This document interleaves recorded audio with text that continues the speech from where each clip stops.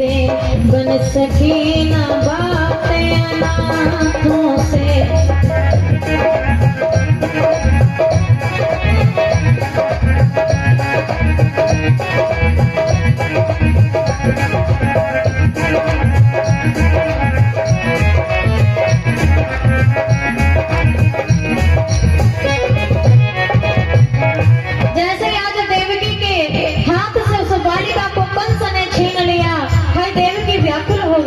देवकी ने आज कंस के पांव पकड़ लिए, हाथ जोड़कर देवकी कहती है भैया भैया भैया भैया इस बालिका को मत मारो।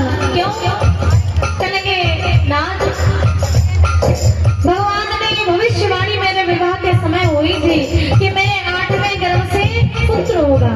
भैया ये पुत्र नहीं है, फिर कहेंगे ये पुत्री है। कुछ दृढ़ता पाकर देवी कह दिया वीर क्या करते हो, कह दिया वीर क्या करते हो। कहेंगे भैया ये तुम्हें कभी दुख नहीं पहुंचाएगी, पुत्र होता कोई बात नहीं, आप मांग देते मैं कुछ नहीं कहती। भैया ये पुत्र नहीं है, लड़की है, पुत्री है। यह तुम्हें न दुख पहुंचाएगी, देगी आशीष तुमको ही सदा, देगी आशीष तुमको ही सदा।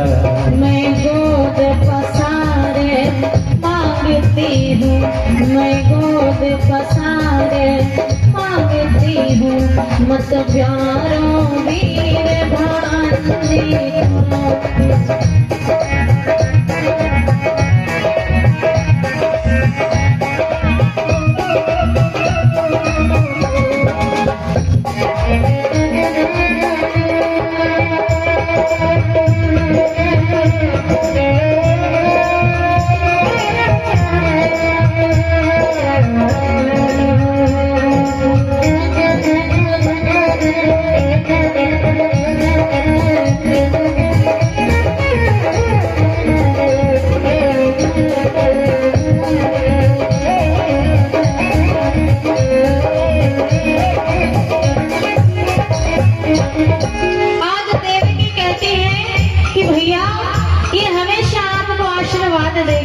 भैया आप इसको मत मारो। कंस ने देखा, अच्छा कहेंगे भैया सत्य कहती हूँ, यदि ये पुत्र होता तो आप मार देते, आपने एक नहीं मेरे 6 पुत्रों को मार दिया। मैंने आपसे कभी नहीं कहा कि एक बालक को छोड़ दो। क्यों भैया? आज मैं इस बच्चे के प्राणों की भीख आपसे झोली पसार कर मांगती हूँ, और एक ये अपने बच्चे के लिए माँ ही कर सकती है। दुनिया की कोई ताकत नहीं महाराज जो किसी से लड़ जाए किसी के लिए, और माँ अपने बच्चे के लिए काल से भी लड़ जाती है। आज देवकी महाराज कंस के आगे हाथ जोड़कर खड़ी है और कहने लगी, कुछ दृढ़ता पाकर कहा कन्या को तुम मत मारो, इस कन्या को तुम मत मारो। कुछ दृढ़ता पाकर कहा इसे कन्या को तुम मत मारो, लड़कों से लड़ना जायज था, अब लड़की से भी डरते हो।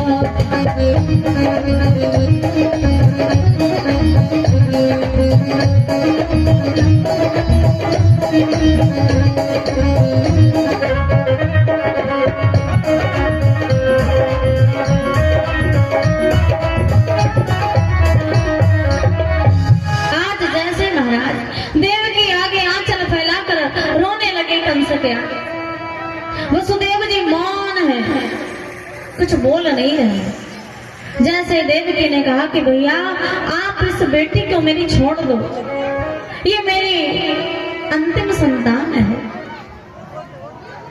जैसे देवकी ने महाराज कंस के हृदय में थोड़ा भाव जागृत हुआ, कहने लगे सही कहती है, देवताओं ने तो भविष्यवाणी की थी कि पुत्र होगा, ये पुत्री हो गई। कंस ने कहा ठीक है कि मैंने माना इस कन्या से हो सकती मेरी हानि नहीं, पर इसका पतिया पुत्र कहीं शायद ले डाले जान मेरी। आज जैसे देवकी ने कहा कि भैया इसको छोड़ दो, कंस ने कहा ठीक है छोड़ देता हूँ। तब तक महाराज कंस का एक मंत्री खड़ा था पीछे, जिसका नाम शार्दूल था। उसने कहा महाराज नारद जी क्या बता कर गए थे, समझ में नहीं आया आपको? कंस ने कहा क्या बता? अरे देवकी की आठवीं संतान को आपको मारना है तो आखिर आठवीं संतान ही देवकी की कहीं काल काली बनकर आ गया और आपको मार दिया, तब क्या करोगे? चलो मान लिया कि महाराज ये कन्या आपको नहीं मारेगी, है तो महाराज आठवीं संतान ही। ये जब बड़ी होगी, इसका ब्याह होगा तो दामाद भी पुत्र के समान होता है। कहीं इसका पति आपको मार डाले, मान लिया इस कन्या का पति भी आपको नहीं मारेगा, जब इस कन्या का पुत्र होगा जड़ तो वो आठवीं लगी रहेगी, कारण तो बन जाएगा। अब कहीं इस आठवीं देवकी की कन्या का जो पुत्र हुआ उसने आपको मार दिया, तभी क्या करोगे? महाराज मैं सत्य कहता हूँ, एक भी बालक या बालिका किसी को मत छोड़ो, सबको मार दो। कंस ने कहा सही कहते। जैसे कंस ने उस बालिका को पकड़ा और सोचने लगा पत्थर पर पटक दूं, 6 बालकों के समान मर जाएगा। कंस ने जैसे पटकना चाहा, अब साधारण हो तो महाराज भगवान की निज माया थी, जैसे भगवान की निज माया को कंस ने पटकना चाहा, उसी समय वो देवी महाराज वहां से निकलकर नभमंडल में ऐसी वैसी नहीं अष्टभुजा देवी का रूप रख लेती है। प्रेम से राधे राधे। अष्टभुजा देवी का रूप रखा, कंस का पसीना निकल आया, कंस घबरा गया, मोको लागे हमको अभय मार देवेगा। कंस घबरा गया। उस कन्या ने जानते हो क्या कहा? रे मूर्ख कंस, तू भला मुझे क्या मारेगा? तुझे मारने वाला तो पैदा हो चुका है, पैदा हो चुका है, पैदा हो। कंस घबरा गया। इतनी व्यवस्था, इतनी तैयारी, डबल मेरी सैलरी चली गई। पहरेदारों से कहा था दिन रात जगना काल बाहर न जाए, बाहर पैदा हो गया। कंस महाराज घबरा गया।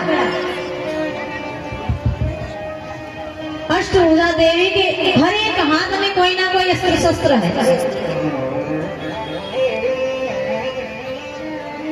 जैसे देखा कंस मस्तक से पसीना निकल रहा है। कंस ने देखा देवी की ओर, उसने कहा अरे देवी जी कम से कम ये तो बताती जाओ कि हमारा काल कैसा होगा। तो उस देवी ने जानते हो कंस से क्या कहा? तेरा काल काला काला होगा, मुरली वाला होगा, छोटा होगा पर बहुत खोटा होगा, जाएगा इधर बताएगा उधर, उसके सबरे काम टेढ़े होंगे, खड़ा टेढ़ा होगा, चलेगा टेढ़ा, इसलिए उनको त्रिभंगी लाल कहा जाता है। त्रिभंगी मतलब जो 3 जगह से टेढ़ा हो। जब बांके बिहारी जी खड़े होते हैं तो उनकी कमर टेढ़ी, बंसी जब बजावें तो कमर टेढ़ी, मुख टेढ़ो और नीचे से पांव भी टेढ़े, ऐसे खड़े होते हैं। कल 3 जगह से टेढ़ो होगो भैया कंस, तेरो पाला टेढ़े से पड़ो है, और टेढ़े से भैया दुनिया डरे, सीधे इंसान से कोई नहीं डरे। और थोड़ा बात में लड़ने झगड़ने वाला होए तो वाई को महाराज देख कर लोग मार गए बदलते थे, आ रहा है कहीं गलती ना हो जाए, कौन दिमाग के महाराज खराब करे। उस देवी ने कहा रे कंस तेरा पाला टेढ़े से पड़ो। इतना सो कहकर देवी तो अंतर ध्यान हो गई, कहेंगे मूर्ख अब आज से तेरी उल्टी गिनती प्रारंभ। कंस घबराया और कंस आकर सभा में बैठ गया। ऐसे सभी महाभटों को बुलाया। देवी ने बताया था अभी बालक ही है, छोटा सा है। कंस ने बुलाया महाभटों यो योद्धाओ बलवीरो अब धाओ धाओ प्रगटा वीर वहां जाओ जाओ। कंस ने कहा जाओ